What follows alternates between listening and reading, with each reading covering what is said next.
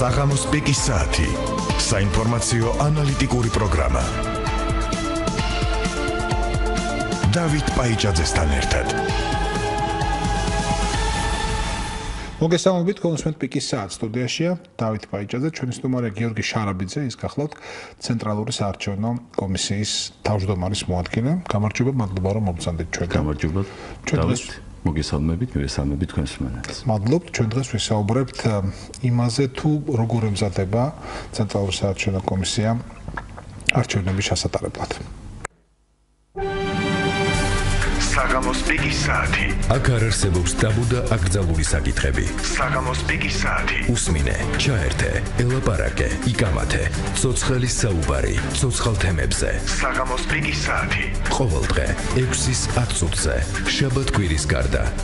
საზოგადოებრივი რადიო FM 102.4. დავიწყოთ პიკის საათი, როგორც წესი ჩვენი კოორდინატები დასაწყისში 240-912 240-922. ეგ ჩვენი ტელეფონებია, რადიო 1 ჩვენი ინტერნეტ მისამართი. აქ პიკის საათს უყურებთ და უსმენთ, როგორც პირდაპირ ეთერში, ისე ჩანაწერს. ხოლო თუ რადიოთი უსმენთ პიკის საათს, უსმენთ სიხშირეზე FM 102.4. კიდევ ერთხელ ჩვენი ნომრები 240-912 240-922. ცენტრალური საარჩევნო კომისიის თავმჯდომარის მოადგილე გიორგი შარაბიძეა ჩვენი სტუმარი და როგორც გითხარით, დღეს გვინდა ველაპარაკოთ არჩევნებისათვის მზადებაზე. არჩევნებისთვის ყველა თავისებურად ემზადება, ჟურნალისტები, პოლიტიკოსები, ისინი ვინც კენჭს იყრის და ისინი ვინც არჩევნებს ატარებენ, აუზრუნველყოფენ მის, როგორც თქვენ, ორგანიზაციულ მხარეს. უბრალოდ გარკვეული პროცედურების და ორგანიზაციული სამუშაოების შესრულებისას აქვს მნიშვნელობა იმას, რომ მსმენელს კი არ მოქალაქეებს შეექმნას ასე თუ ისე ცხადი წარმოდგენა ამ პროცესზე და რაც უფრო მთავარია, ის იყოს დარწმუნებული ან უფრო მეტად დარწმუნებული, ვიდრე დაურწმუნებელი იმაში, რომ არჩევნები ტარდება ორი მთავარი მოთხოვნის საპასუხოდ. ეს არის თავისუფლად და სამართლიანად. ასე რომ ბუნებრივია ჩვენ დღევანდელი გადაცემის ფარგლებში ჩვენ წმინდა ორგანიზაციულ აღწერებს არ ავწდებით, მაგრამ ამავე დროს შევეცადოთ გავეპასუხოთ იმას, რაც ჩემი აზრით ყოველთვის არის საქართველოს მოქალაქეში. ეს არის ეჭვი არჩევნების მიმართ. იმიტომ რომ მას უნახავს ბევრი გაფუჭებული არჩევნები, ნაწილობრივ, მაგრად გაფუჭებულიც და ამიტომაც ეს სკეპსისი საარჩევნო პროცედურების მიმართ გვინდა არ გვინდა მოქალაქეში დევს. მე არ ვნერგავ ამ სკეპსისს, მე უბრალოდ ვაღიარებ მის არსებობას. მე მესმის აქტიურ ფაზაში საკუთრივ პოლიტიკური ასპექტის საარჩევნო პროცესზე ჯერ კიდე არ შესულა, მიუხედავად იმისა, რომ თქვენ ნახევარი რჩება არჩევნების ჩატარებამდე, ანუ ეს ცხელი სეზონის არჩევნო მაინც არ არის, ასე რომ რაღაცა დარღვევებზე, ან აი ისეთ ფაქტებზე, რომელიც გათქვევინებს, რომ მორჩა ეხა ეს არჩევნები გაყალბებულია, უბრალოდ ვერ ელაპარაკებთ, რომ არ არის ასეთი რამ ახლა, მაგრამ რაც არის ველაპარაკოთ იმას. ბატონო, სადავად ნებისმიერ საკითხზე თქვენი და მსმენელის ინტერესი დავაკმაყოფილოთ. კი ბატონო. თქვენთვის თვითონ შიგნიდან დანახული პროცესის საარჩევნო კომისიის, ცენტრალური საარჩევნო კომისიის წიაღიდან რო შეხედო ამ პროცესს, საარჩევნო მზადების პროცესს, ამ წუთას თქვენთვის რა არის ყველაზე ესეთი პრობლემური და საშუალო საკითხები? ასეთი ძალიან ბევრია, როგორც სუფთა ლოგისტიკური და ორგანიზაციული თვალსაზრისით, ისე სამწუხაროდ გარე პოზიციონირების და ასე ვთქვათ, სწორედ იმაზე რაზეც თქვენ ბრძანეთ, გარე ახმებთან დაკავშირებით და ხანდახან მითებთან დაკავშირებით ბრძოლის თვალსაზრისით. მე უბრალოდ ერთი რამ მინდა ვთქვა ამ საკითხზე საუბრისას, NDIM ორჯერ ჩაატარა კვლევა შარშან არჩევნებამდე და ეხლაც წელს, სადაც საარჩევნო ადმინისტრაციასთან დაკავშირებით იყო კითხვა. პირველი კითხვა ეხებოდა ვისენდობით არჩევნების შედეგების გამოცხადებისას და შარშანას და წელსაც ჩვენი ამომრჩეველი და ეს ძალიან საკმაოდ დიდი ზრდა არის, მინდა აგითხრათ, ამბობს, რომ საკუთარი თავის შემდეგ ენდობა საარჩევნო ადმინისტრაციას და საერთაშორისო ორგანიზაციებს არჩევნების შედეგების გამოცხადებისას.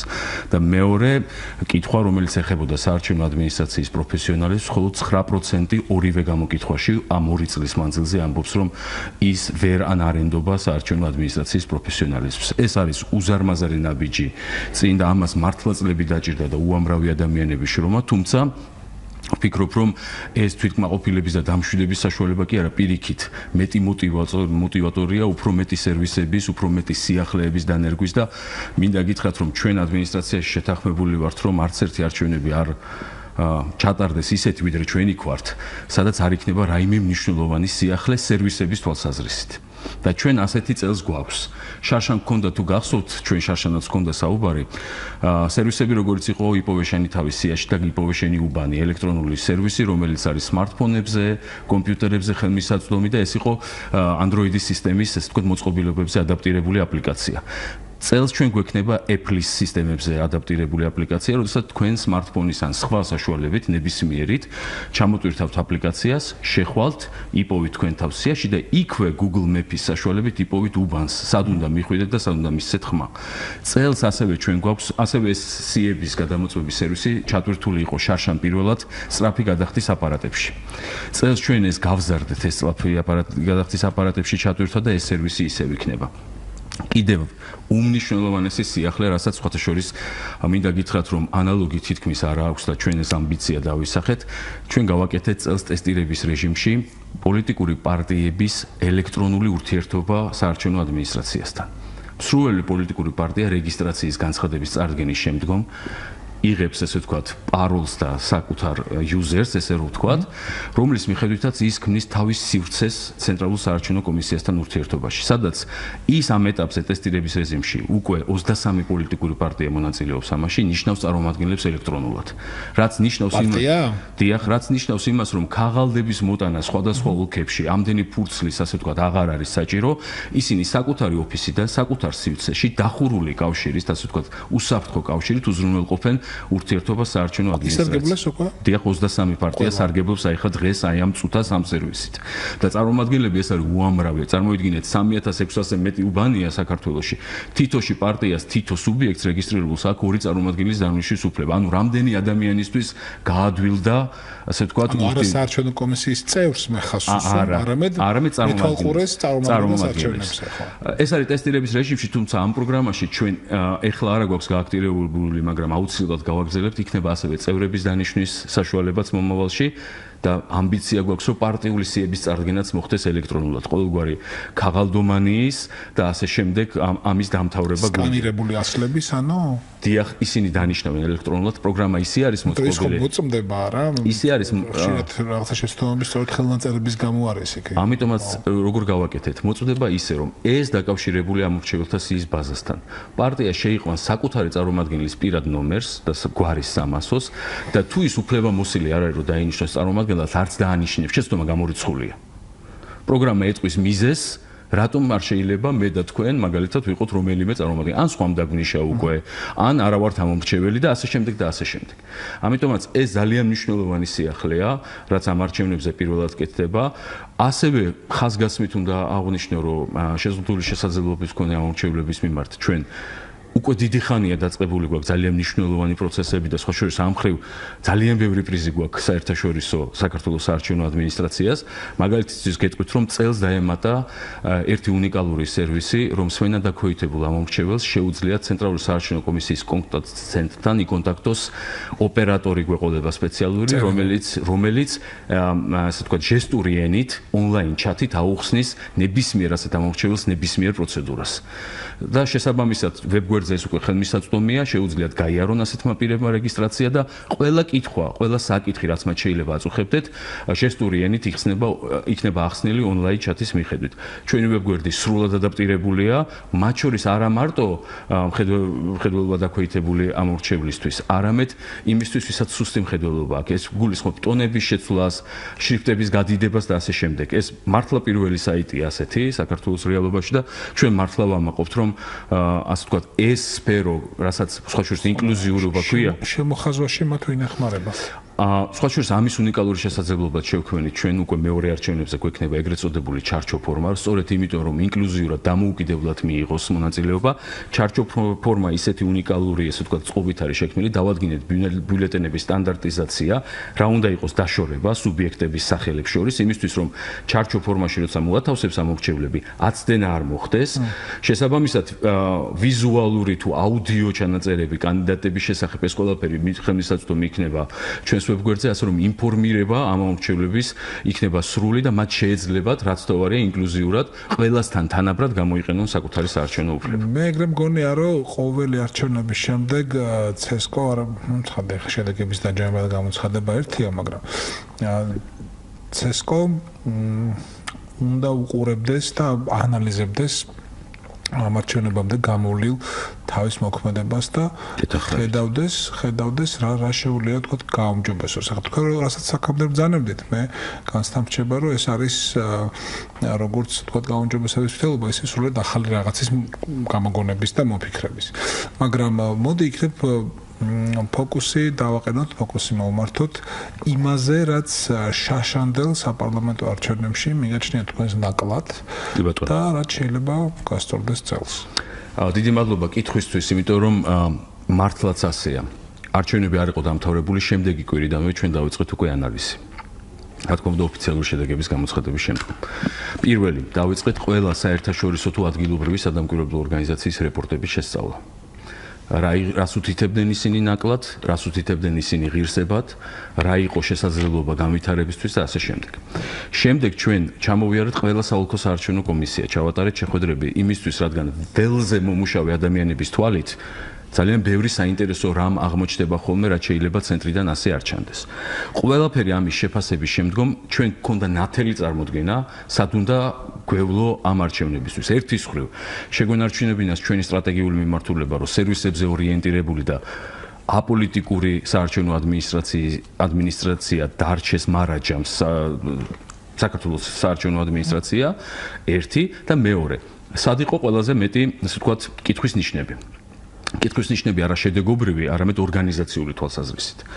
ასეთი აღმოჩნდა მაგალითად EUTO-ს სადამკვირვებლო ორგანიზაციაში ორი მნიშვნელოვანი ასპექტი. პირველი, ის რომ გასაუმჯობესებელი იყო დავების, საარჩევნო დავების ადმინისტრირება, რაც უფრო უნდა დაუახლოვდეს საერთაშორისო სტანდარტებს და ჩვენ ამისთვის გავაკეთეთ სპეციალური მოდული პირველად, რომ არსებულ кейსებზე შევქმნით სპეციალური ტრენინგ მოდული და ყველა საოლქო საარჩევნო კომისიამ ეს ტრენინგები გაიარა სამართლებრივად როგორც ზუსტად ჩამოყალიბდეს მათი გადაწყვეტილებები, იყოს ის დასაბუთებული, გასაგები ყველა მხარისთვის, ადმინისტრაციული წარმოების პროცესი მიმდინარეობდა ზუსტად ისე როგორც კანონი მოითხოვს, ისე რომ არც ერთ ჩართულ მხარეს პროცესთან დაკავშირებით, რა თქმა უნდა გადაწყვეტილება შეიძლება ვიღაცას მოეწონოს, ვიღაცას არა, მაგრამ არც ერთ ჩართულ მხარეს პროცესთან დაკავშირებით რომ აღარ დარჩეს კითხვები.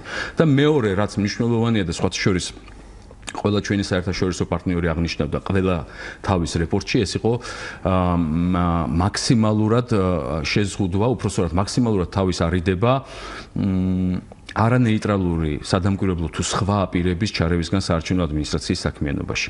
თქვენ რომ ნახოთ EUTO-ს, ასე ვთქვათ, რეპორტი, იქ პირდაპირ წერია, რომ ხშირად ადამიანები, რომლებსაც ამის უფლებამოსილება კანონით არ აქვთ, ცდილობენ საარჩევნო ადმინისტრაციას თავს მოახვიონ, საკუთარი მოსაზრება, საკუთარი დამოკიდებულება, ხშირად ეს რაღაცა ძალადობის მცდელობა და ასე შემდეგ. ჩვენ ამისთვის ვართ მზად წელს, ასევე გავიარეთ შესაბამისი ტრენინგები, როგორც არის კონფლიქტების მოგვარება, მენეჯმენტი, მაგრამ ესეც უნდა გავიგოთ, რომ საუბნო საარჩევნო კომისიის წევრები, რომლებიც ახლა დაიწყებენ ტრენინგებს, როგორც კი უფლებამოსილებაში შევლენ, ერთი თვეა მათი უფლებამოსილება. ისინი არიან ჩვენი თანამოქალაქეები.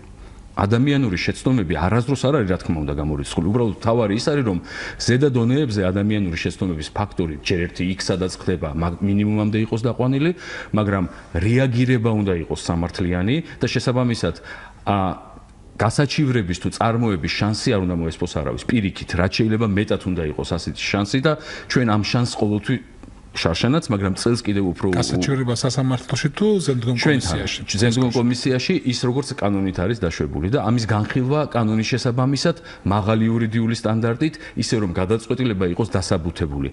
თქვენ მესამე პირს წამკითხავს არ უნდა გაგიჩნდეთ კითხვის ნიშანი, რატომ მიიღო საოლქო საარჩევნო კომისიამ თუ ცენტრალურმა საარჩევნო კომისიამ ესა თუ ის გადაწყვეტილება. ის უნდა იყოს დასაბუთებული, უნდა იყოს შესაბამისი მუხლები და უნდა იყოს შესაბამისი ასე ვთქვათ ყველა რეკვიზიტი დაცული. ერთი საკითხი, რომელიც უფრო ცხადია პოლიტიკური ნების საკითხია, ხოლო ცესკო უნდა იყოს აპოლიტიკური ორგანო, მაგრამ თუ ეს საკითხი პოლიტიკურნების კვალად გადაწყდა, ბუნებრივია უწინარესად შეეხება ცესკოს. საქმე ეხება თქვენ ბევრი ელაპარაკეთ გაციფრებაზე პროცესის, ხო? პროცედურებზე, რომელიც გულისხმობს არაუშუალო კონტაქტს, არამედ ურთიერთობას ვირტუალურ სივრცეში. თქვენ ხვდებით ლაპარაკია ხმის ელექტრონულ მიცემაზე. ამაზე აი განიხილება ეს საკითხი ახლო პერსპექტივაში. მე მესმის რა ცესკო ვერ განიხილავს ამ საკითხს, მთლიანად არის პოლიტიკური განწყობილების ამბავი და მე მესმის ეს მინიმუმ რაღაცა 12 წელია საქართველოში შემოიღოთ ელექტრონული ხმის მიცემა. ეს არ არის დღევანდელი დღის წესრიგი და მით უმეტეს ამარჩევნების დღის წესრიგი, მაგრამ მინდა 1-2 წუთი მაინც დავუთხრათ ამ საკითხს. რა პერსპექტივა აქვს ამას საქართველოში, რა იცით ამის შესახებ, არა თქვენი სურვილები, არამედ ცოდნა.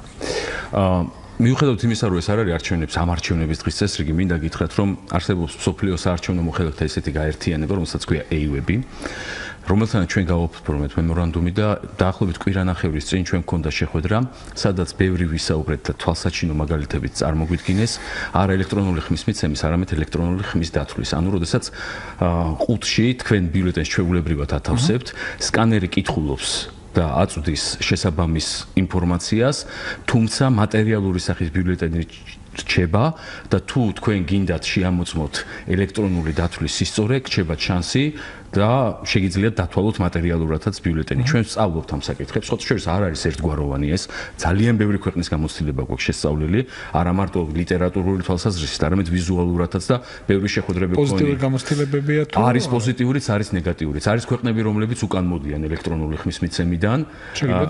მაგალითისთვის მე რაც მახსენდება არ მინდა რომ შევწდე გერმანიის უზენაეს სასამართლოს გადაწყვეტილებაც კი არსებობს და თუ ამის შესახებ ხა მე არა ვარ ზუსტად ეხლა ამაში ჩახედული გერმანიასთან დაკავშირებით მახსოვს თუ არ ვწდები ირლანდიის პრეცედენტი იყო საპრეზიდენტო არჩევნებთან დაკავშირებით და უკან გადადგმულობიჯად ჩაითვალა უკან მოდიან ელექტრონული ხმის მიცემიდან თქვათ და ელექტრონული ანუ ქაღალდით ხმის მიცემაზე გადამოგვიბრუნდებიან ყველაზე ელექტრონული ხმის მიცემა არის ესტონეთში ჩვენ ესტონელ კოლეგებთან ბევრი გვისაუბრია ამ თემაზე მაგრამ მაინც სოფლიო უნივერსალური ესე ვთქვათ როგორ გითხრათ პრინციპი რომ ეს ან კარგია ან ცუდია არ არსებობს ესეთი იმიტომ რომ ეს არის ქვეყნის კონტექსტზე დამოკიდებული პირველ რიგში ერთი კარგი გამოთქმა არსებობს რომ ელექტრონული ხმის მიცემა თავისთავად ვერ შეცდებს არჩევნებს სანდოობას. არჩევნები უნდა იყოს სანდო და მხოლოდ შეიძლება ეტაპობრივად ის გაციფრულდეს ან სხვადასხვა გადაწყვეტილებები მივიღოთ, იმიტომ რომ უფრო მეტი სანდოობა მივიღოთ ამ პროცესში. ამიტომაც ჩვენ ვსწავლობთ უფრო ისეთ გამოცდილებას, რომელიც მატერიალური სახითაც დაგვიტოვებს შანსს იმისა, რომ ელექტრონიკა რომ შეცდეს პირობითად, რომ კონდეს ესე ვთქვათ მატერიალური სახით საშუალება გადამოწმების, მაგრამ ამავდროულად მოხსნათ პრობლემა წინასწარი შედეგების მალე გამოცხადების. იმიტომ რომ არსებულ პირობებში, ვიდრე ჩვენი საუბნო საარჩევნო კომისიები ხელით ითვლიან და შემდეგ ავსებენ ოქმებს, ჩვენ მაქსიმუმს ვაკეთებთ. ხმამაღლა შემიძლია ვთქვა, იმიტომ რომ ჩვენ გვაქვს შიდა პროგრამა, შიდა ესე ვთქვათ პროგრამა ელექტრონული, რომელიც აიტვირთება თუ არა საოლქო საარჩევნო კომისიაში ოქმი, ეგრევე მოდის ცესკოში და რაც შეიძლება მალე ვაცხადებთ ჩვენ ამ შედეგებს. მადლობთ. სპენელები ყავს გამარჯობა. გისმენთ გამარჯობა. დიახ, ბატონო დავით. მისალმებით თქვენს თემასთან მე ესეთი კითხვა მაქვს არჩევნებთან დაკავშირებით. ეს ყველაფერი კარგია, მაგრამ თუ ჩვენ სახელმწიფოში გვაქვს არჩევნების დროს მაგალითად როგორც მაჟორიტარული არჩევნები, ისე პროპორციული.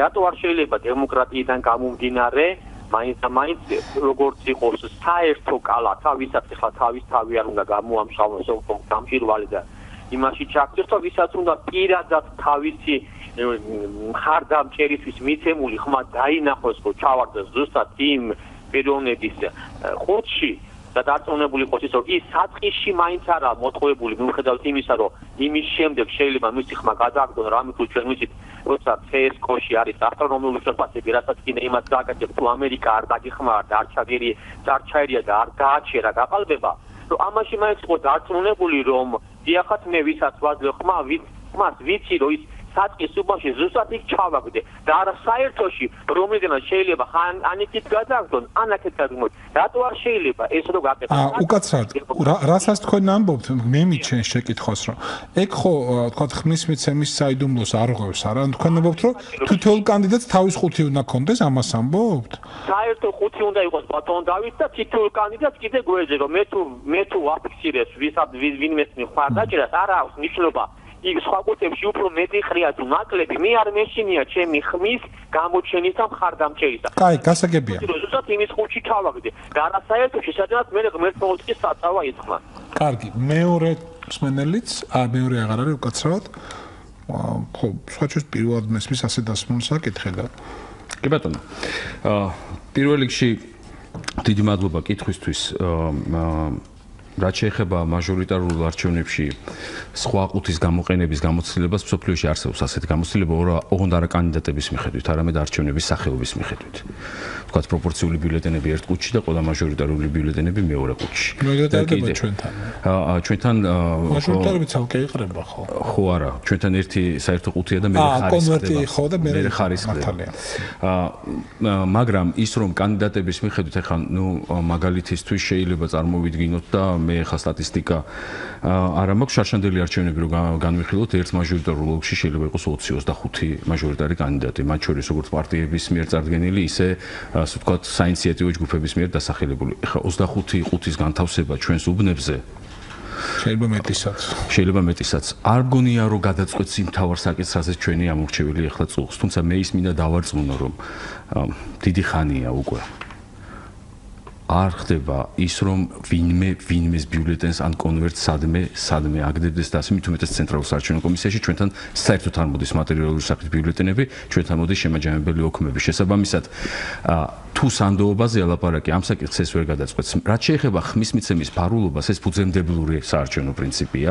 ეს არ გახლავთ ვინმეს ნებასურველზე დამოკიდებული და თუ გნებავთ და თუ საუბრობთ საარჩევნო საერთაშორისო სტანდარტებზე, ხმის ფარულობა ერთ-ერთი ფუძემდებლური საერთაშორისო სტანდარტია. შესაბამისად, ბარემ ამორჩეველს ისიც რო უპასუხოს, თეორიულად შეიძლება რომ ცალკე მაჟორიტარული ყუთები რო იყოს ერთი ხმა ჩავარდეს იქ და შესაბამისად ხმის მიცემის ფარულობის საკითხი გაცილებით ადვილად გამჟღავნდება. ამიტომაც მე ვთხოვ ამორჩეველს თუ აინტერესებს ეს პროცესი როგორ მოძრაობს ბიულეტენები, როგორ ითვლება, ჩვენამდე როგორ მოდის, მე მზად ვარ ნებისმიერ ფორმატში წერილობითი კითხვით თუ ასე შემდეგ, განუმარტო რომ მისი შიშები, მისი ბიულეტენი სად გადააგდებს და ვინ გადააგდებს არის აბსოლუტურად უსაფუძვლო და გარწმუნებთ რომ ეს ასე არ ხდება. მსმენელი, გამარჯობა.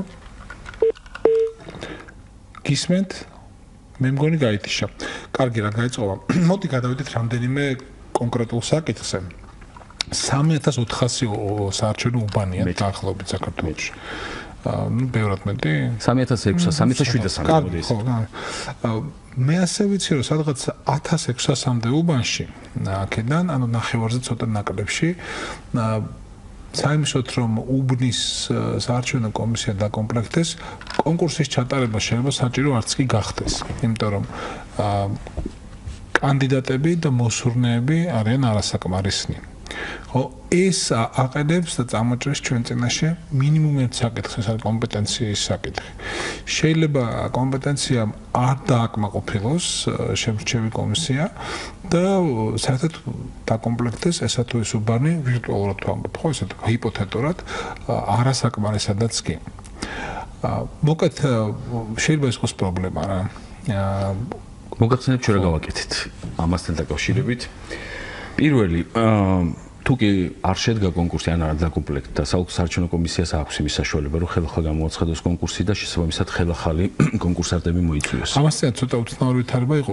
ისანში თუ ავშთებით თუ სადაც ერთი დღით ადრე გამოცხადდა თითქოს კონკურსი ხო? არ ყოფილა ასეთი.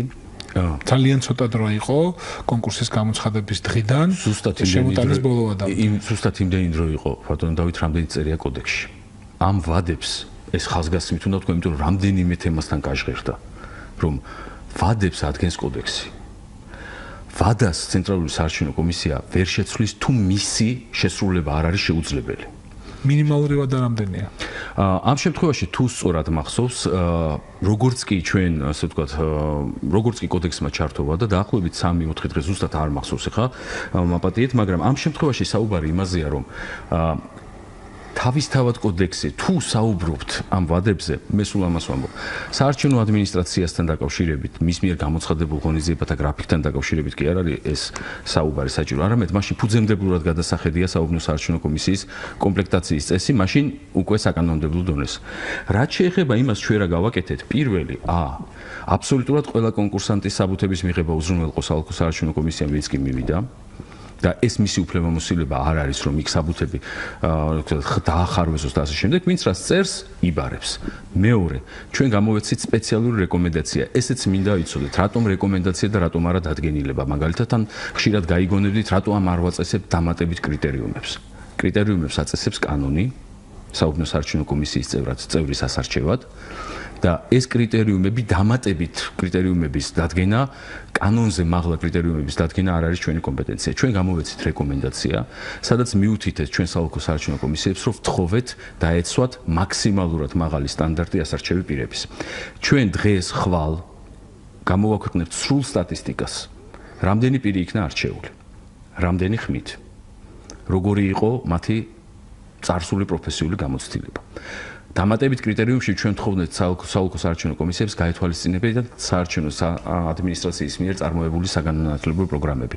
ასეთი ჩვენ მთელი წლის მანძილზე ვაწარმოეთ. ეს არის საარჩევნო განვითარების სკოლები 25 წლამდე ახალგაზრდებისთვის, ეს არის საარჩევნო ადმინისტრატორის კურსები. დაახლოებით 3-4 ადამიანი მოვამზადეთ ამ კურსების პირობებში. შესაბამისად, ჩვენ ყველაფერი გავაკეთეთ იმისთვის, რომ რაც შეიძლება კომპეტენტური ადამიანები ყოფილიყვნენ არჩეულები, მაგრამ ამის მერე რაც ისინი არჩეულები არიან, მათ აქვთ ერთთვიანი ძალიან სერიოზული ტრენინგ კურსი გასავლელი.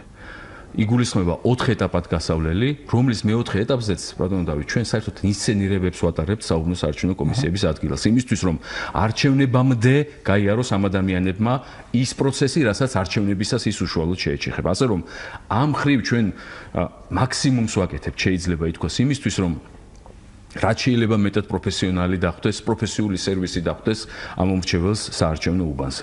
თუმცა რა თქმა უნდა ეს არ გამორიცხავს ადამიანურ შეცდომებს. რაც არ უნდა ესე ვთქვათ, მაქსიმუმი გავაკეთოთ, შეიძლება ასეთი ადამიანური შეცდომები იყოს და სხვათა შორის შარშან ამ ადამიანურ შეცდომებზე ჩვენ უამრავი დისციპლინური, ჩვენ საოლქო საარჩევნო კომისიებმა უამრავი დისციპლინური, ასე ვთქვათ, სასჯელი გამოსაღვნა. ეს დისციპლინური სასჯელი იმას კი არ ნიშნავს, რომ თქვენ სამარაჯამოთ დაღდასმული ბრძანდებით და ვეღარას დროს ვეღარ მიიღებთ მონაწილეობას არჩევნებში. ეს არის მხოლოდ იმიტომ, რომ მან გაითვალისწინოს მომავალში, რომ მსგავსი გადაცდომა თუ იქ მოხდება, აღარ მოუვიდეს. თავში ვთქვი, რომ საარჩევნო კამპანია არ შესულა აქტიურ ფაზაში, კანდიდატები მგონი ოფიციალურად არ არიან დარეგისტრირებული. ბევრგან, ხო, რამდენიმე არის, მაგრამ ყველა არ არის. პარტიები დარეგისტრირებული ყავს. მოკეთ, ეხა იმ ფაზაზეა საარჩევნო პროცესი, რომ ადმინისტრაციული რესურსის აქტიურ ამოქმედებაზე ვერ ელაპარაკებთ და რაღაც მათზე გავლენებზე. ეს ჯერ ადრე არის. და მინდა რომ ადრევე დარჩეს და ამაზე ლაპარაკი არ მოგეწევს. ეგ თქვენს დამოკიდებული არ არის მესმის. მაგრამ შეგვიძლია ველაპარაკოთ სხვა მოვლენაზე და პოდეშ ვთხოვოთ ცოტა უფრო ხანგრძლივი საუბარი მომიწევს სიტუაციის აღსაწერად. ამასთან თუ გავიდა ინფორმაცია და რაც გავიდა, რასაც უყურე, იქიდან გამომდინარე ვამბობ. საუბნო საარჩევნო კომისიების წევრებად იმ წევრებად, რომლებიც არ არიან პარტიების მიერ წარდგენილი, რომლებიც არიან იმ კვოტით 13-დან 6 რომ ეკუთვნიან და ესეც ირჩევთ საოლქო საარჩევნო კომისია. ხო, ირჩევთ საოლქო საარჩევნო კომისია. ბევრ შემთხვევაში წარდგენილნი იყვნენ ადამიანები და საოლქო საარჩევნო კომისიამ შეარჩია ადამიანები, რომლებიც ადრე მანამდელ არჩევნებში გამოდიოდნენ პარტიების მიერ წარდგენილ წევრებად. კერძოდ ერთი პარტიის, ამ შემთხვევაში ხელისუფლების პარტიის ყოფილი წევრები, ყოფილი წარდგენილი წევრები იყო. დღეს ისინი არიან თქო თავისუფალი წევრები ამისი. ამავე ფონზე უნდა გავხსენო კიდევ ერთი ინფორმაცია, რომ 2012 წელს ადამიანები, რომლებიც საარჩევნო კომისიებში მუშაობდნენ, როგორც სწორედ საოლქო კომისიის მიერ არჩევნებად ნეიტრალური არაპარტიული წევრები, აი ისინი გაუშვა საარჩევნო კომისიამ, ცესკომ და ეს ადამიანები აღარ მიუღია თავის წევრებად. თავის წევრებად როგორ საუბნო კომისიის წევრებად. მაგრამ იმეორებ საუბნო კომისიის ასე ვთქვათ თავისუფალ არაპარტიულ წევრებად დანიშნეს ხალხი, ვინც ადრე იყო სწორედ პარტიული წევრი და პარტიის მიერ დანიშნული. ეხლა თქვენ თუ შეგიძლიათ დაგვარწმუნეთ, რომ აქ არდებს ხელისუფლების ინტერესი და არ არის რაღაცა ხიფათი, რისკი, არ არის ჩრდილი სულ ცოტა, რომელიც მიადგება საუბნო საარჩევნო კომისიის მუშაობა, სადაც 100 წევრები არიან. მადლობა კითხვისთვის. სწორედ ეგ ვთქვი, რომ ჩვენ როცა სტატისტიკას გამოვაქვეყნებთ, ნახავთ ყველაზე კარგი არგუმენტი არის ციფრები. ჩვენს არჩევნო ადმინისტრაციაში განსაკუთრებით. ბიოგრაფიაც არგუმენტია.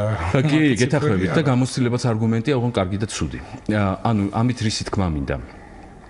ამ სტატისტიკაში მე კიდევ ერთხელ ვიმეორებ, იქნება არა მარტო რამდენი წევრი აირჩა, არამედ მას რა ქონდა გამოცდილება, რამდენი იყო პოლიტიკური პარტიის წარდგენილი, აქვე ხაზი უნდა გაუსვა, რომ პოლიტიკური პარტიის წარდგენილი არ ნიშნავს პოლიტიკური პარტიის წევრს. კანონში ეს არ იგივდება. შესაბამისად, იურიდიული საფუძველი, რომ ასეთი ადამიანი ან მისი განცხადება არ იქნას მიღებული. მაგდენი წევრი სადაყავს ახლა პოლიტიკურ პარტიასო, წევრები გაუშვას. ამიტომაც მოდით ნახოთ ეს სტატისტიკა, დარწმუნებული ვარ თქვენ დაინტერესებული ბრძანდებით აუცილებლად ნახავთ, თუ არა და ჩვენს გამოგიგზავნით, ნახავთ რომ არ არის ისე საქმე, როგორც ამას გარკვეული პოლიტიკური დღის წესრიგის გამო ქმნიან ხოლმე.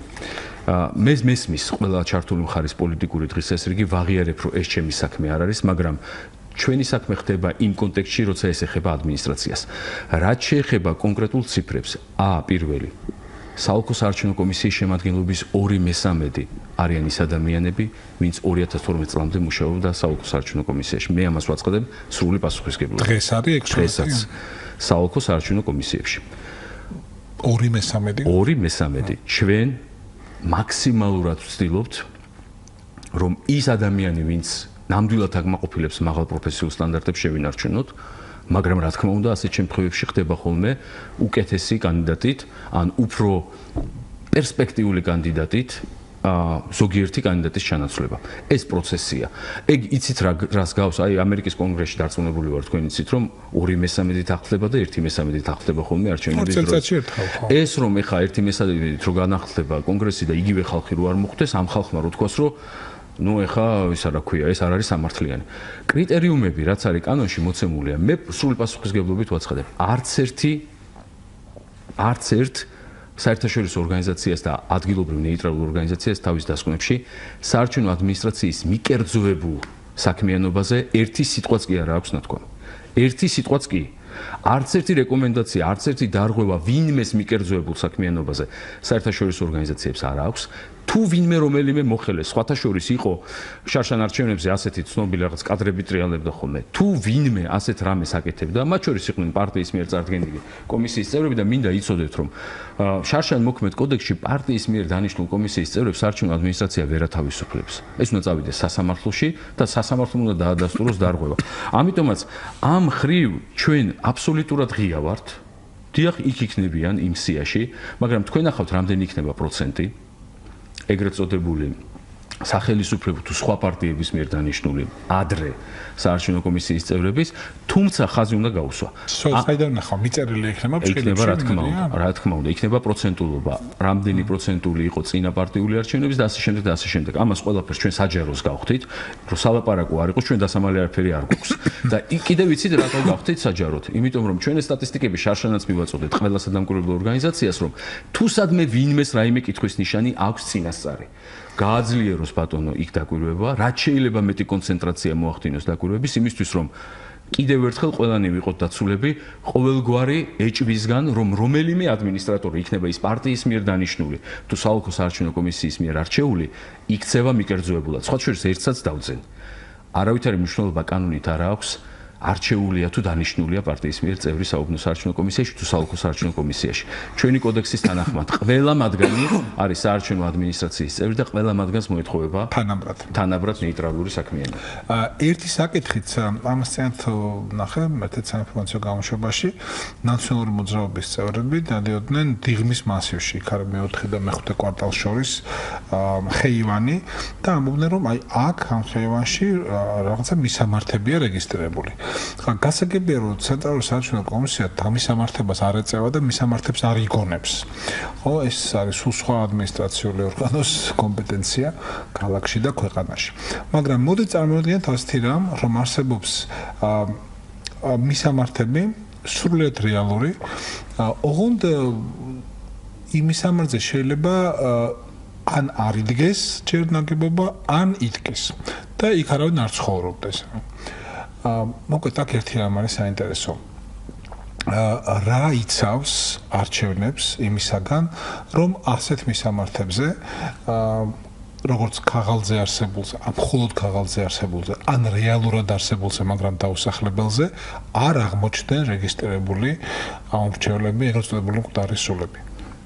მოგახსენებთ. პირველი ხაზგასმის უნდა ვთქვა. იმათ გავიხსენებთ ნაციონალურ მოძრაობას, როგორც მახსოვს, ცესკოსთვის ბრალი არ დაუდია, ის უბრალოდ ამოდროა მისამართებია აქ და ეს არის ყალბი მისამართები და არჩევნების გაყალბებისთვის გამოიყენებენ, მაგრამ ცესკოსთვის არ დაუდიათ ბრალი. ცესკოს ბრალი ეს შეუძლებელია იყოს ისედაც, ხო?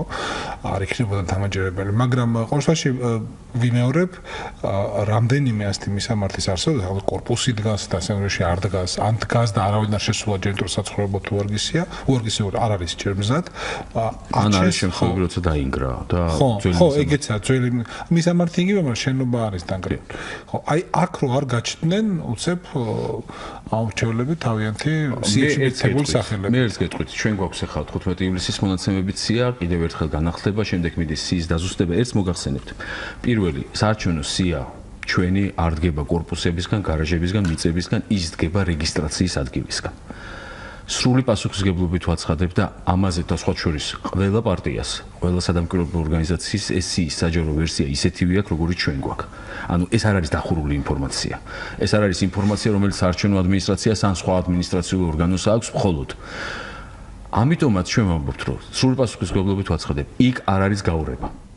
არც ერთი ადამიანი ერთჯერ არ არის სიაში. ცოტა ისე უხერხულად გამომიდა ფრაზა, მაგრამ არ არის ადამიანი, რომელიც 2-3 ან 4-გან შეიძლება იყოს რეგისტრირებული.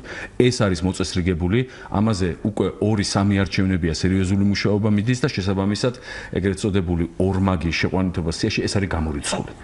ეს ერთი საკითხი, რაც იცავს ამორჩეველთა სიას იმისგან, რომ ეგრეთ წოდებული გაორებები იყოს, რაც ნიშნავს შემდეგ ამის გამოყენებას რაღაცის манипуляციისთვის. ეს ერთი.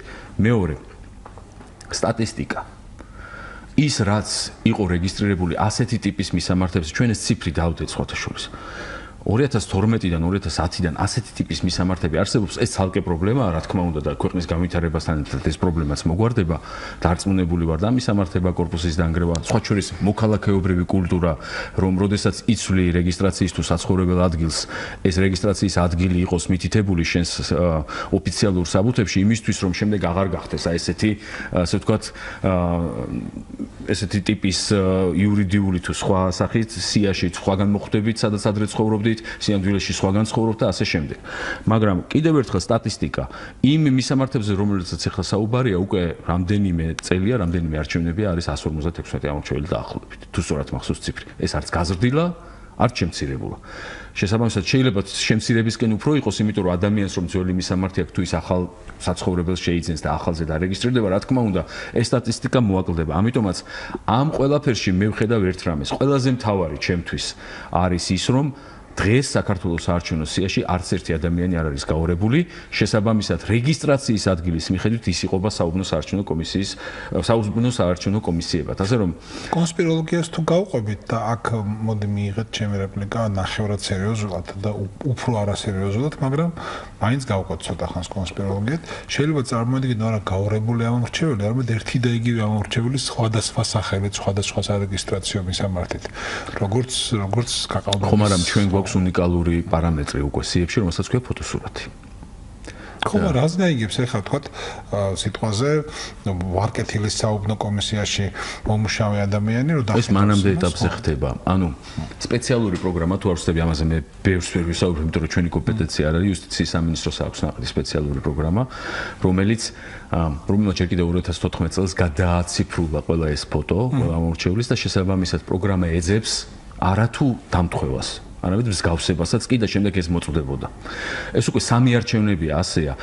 ამასთან ერთად, რაც უფრო იმატებს ეგრეთ წოდებული ელექტრონული ბარათის ფლობელები ან საზღვარგარეთის პასპორტის ფლობელები ქვეყანაში, მით უფრო ბოლოციფრული ფოტო არსებობს ბაზაში და შესაბამისად ეს თითქმის შეუძლებელი ხდება. ამიტომაც სხვა შორის ჩვენს ამორჩევ და ერთიც აუცილებლად უნდა ხაზი გაუსვა ამორჩეველთა სიასთან დაკავშირებით. არც ერთი ოფიციალური საჩივარი, არც ერთი ოფიციალური განცხადება, არც ადგილობრივ ორგანიზაციებს, არც პოლიტიკურ პარტიებს, რომელსაც კიდევ ერთხელ ხაზს გაუსვავ, ყველას აქვს ეს სია. არ მოუმართავს საარჩევნო ადმინისტრაციისთვის. შესაბამისად, მათ შორის, როცა ეს ამბავი გავრცელდა, 1 სექტემბრამდე ჯერ კიდევ იყო დაზუსტების ვადა. ოფიციალურად რაიმე ტიპის საბუთი, რაიმე ტიპის დასაბუთებული საჩივარი განცხადება დღემდე საარჩევნო სიასთან დაკავშირებით საარჩევნო ადმინისტრაციას არ მიუღია. ეს ალბათ თავისთავად მეტყველებს იმაზე, რომ მართლაც, ასე ვთქვათ, ჯერ ერთი რო ღია და საჯაროა და ყველა მხარეს აქვს ეს სია, მისი საჯარო ვერსია და შესაბამისად აბსოლუტურად გადამოწმებადია. თუმცა ეს არ გამორიცხავს შეცდომებს მასში, იმიტომაც არის კანონი, რომ არჩევნებამდე მე-18 დღემდე ყველა ადამიანი შეუძლია გადაამოწმოს თავის სიაში და მე ვთხოვ ყველა ამორჩეველს გადაამოწმეთ თქვენი თავის სიაში. დიდი მადლობა გიორგი, ჩვენი სტუმარი იყო გიორგი შარაბიძე, საქართველოს ცენტრალური საარჩევნო კომისიის თავმჯდომარის მოადგილე და ჩვენ გვინდა გვესაუბრა და მეგონი გამოგვივიდა კიდეც არჩევნებისათვის მზადებაზე, იმ კითხვებზე, რაც ახლავს არჩევნების მომზადებას ცენტრალური საარჩევნო კომისიისაგან.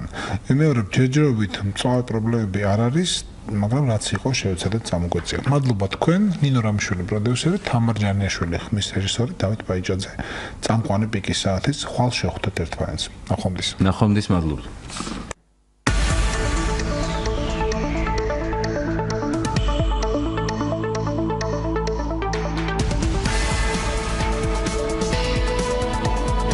საღამოს პიკის საათი. საინფორმაციო ანალიტიკური პროგრამა. დავით პაიჭაძესთან ერთად.